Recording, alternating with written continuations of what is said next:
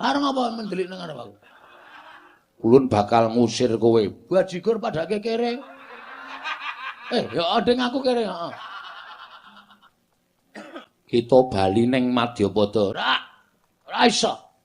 Wis tak niati aku mati nang repat kemanasan tak lakoni. Mergo ngerti ya, aku sowan mrene iki ora ijen. Lho, nggawa wadyabala. Nggawa bojo. Pancen bojoku wis tak tanting. Yem. Aku arep munggah nang kayangan. Aku mesti ra bali, aku mesti mudhar. Kowe melu mati ra? Gandeng kula tresno kali Mas Bagong, sebaya mutu sebaya mati, omah ditinggal, kula nderek sampean. Iki samyem nunggu nang repat kepanasan. Kepanasan ngebuen pecah sirahe mbok men. Aku nunggahane wis berdua, dua sejoli karo bojoku, Ndra. Dewa iki ora malati nek karo Bagong. Titaliane iki jangkar karo dewa do kewalat kok iki drandra-drandra ora ana sing kewalat babar blas. Kon numpangke kompor kowe. Ngrasani ora. Sirmu piye? Metu njaba. Piye? Metu njaba. Kowe ngerti ora akibate metu njaba? Sing jeneng wong bebrayan nang alam padang. Sing wing resmi dijabke karo kawah kuwi aja nganti ditokke njaba. Ben duwe anak, ben beputra. Aku dewa kok malah ngaran ngajani elek.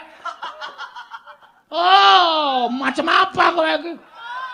Kabeh iki men do duwe keturunan, anak beranak. Kok malah sampe metu njaba metu berarti titah iki sing do kurang ajar iso melu-melu karo dewa. Wis ditokke njaba ta? Kita sing metu njaba. Mah. Beda. Tegese metu ning repat kepanasan. Endra, le omongi sing genah, aku ndak malah kewirangan kowe. Ayo, tajak metu ning repat kepanasan ngono. Tajak metu ning repat kepanasan. Sire karepe. Bakal tak jarwani sapa wong adoh kita. Lho, bapakmu ora ngerti kok kowe arep ngerti. Kowe arep aksi tipu-tipu karo aku ya. Kowe arep ngapusi karo aku. Buya, ulun ingkang ngerti. Najan Kanjeng Rama pukulun ora mangerteni nanging ulun ingkang ngerti. Apa mau, Bondra? Buya. Boyai apa kulun? Boyai ora. Oke. Nek kowe nganti ngapusi, aku mboya mikir dua kali lho. Yang kritik kandhane terus kata-katane dienggo. Mesti ra rampungi kowe. Aku wis ora mikir, aku ora wis mboya mikir kowe iki dewa mboya dudu. Kowe tak rampungi tenan. Antasena. Piye, Pak Dik? Salam perdamaian. Lho. Lah kowe iki mrene arep ngopo? Aku ngelegani mak cilik Sengkuni. Aku didhawuhi supaya ngajar kowe. Ning jelas aku ra wani to. Ha iya. Mula aku etoke tok mrene. Heeh.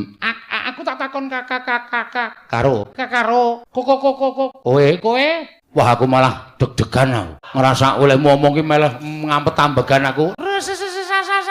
Santai wae. Papa pancen aku omongane kok. Kaya Kaya ngene. Aku arep takon. Sing nguncalke Durma Gati Wasa wae. Kakang Garukaca. Tulung aku tak ketemu karo Gatotkaca. Aku wedi siji ka loro gawe aku wedi banget. Engko nek kebablasan. Lah mula aku Tuntunan. Gatotkaca kon mrene. Ya, Kakang Garukaca. Heeh. Go goleki Pakde. Oh iya. Kang. Oh. Goleki Pakde. Pakde sapa? Pakde Citraksi. Lho, dengaren goleki aku. Mbok, aku adu arep kono ora gelem kok. Mungsuhe njaluk kowe. Njaluk tak gimer ndase. Antasena. Piye? Oh, kowe aja salah ucap. Aku ora njaluk digimer ndase. Iki mung perkiraane Kakang Garukaca. Kowe iki rasa kuwatir. Mama Tratap. Tratap aku. Ya wis kowe ngono wae. Siwa. Heeh. Kowe pancen bocah sing nganga. Tuntun, Kang. Ngajar. Ora. Ngabekti karo wong tuwa. Inggih. Bekti kula apa? Tak. Tatak dangdut. Ora. Karo Gatotkaca kok ngerti dangdut. Inggih. Sing nguncalke Durma Gati mau? Kula. Kok iso bener Sengkuni? Pancen kula paske. Nah, Gagatotkaca. Wonten dawuh. Aku njaluk tulung, aku tulung gawanan mumbul terus uncalno penerno Patih Sengkuni. Mekaten. Heeh. Aja kleru lho. Mboten. Didipaske Patih Sengkuni tak tinggile cengele. Nuwun sewu, kok sami mboten remen kayane yang Patih Sengkuni. Sesengkuni iki cangkeme elek. Wong tuwa ning ora idep isin pendak-pendak ming kongkonan, pendak-pendak ming kongkonan, pendak-pendak ming kongkonan, pendak-pendak ming kongkonan, pendak-pendak ming kongkonan, pendak-pendak ming kongkonan, pendak-pendak ming kongkonan. Njaluk ngapura telakku sok konslet. Tulung.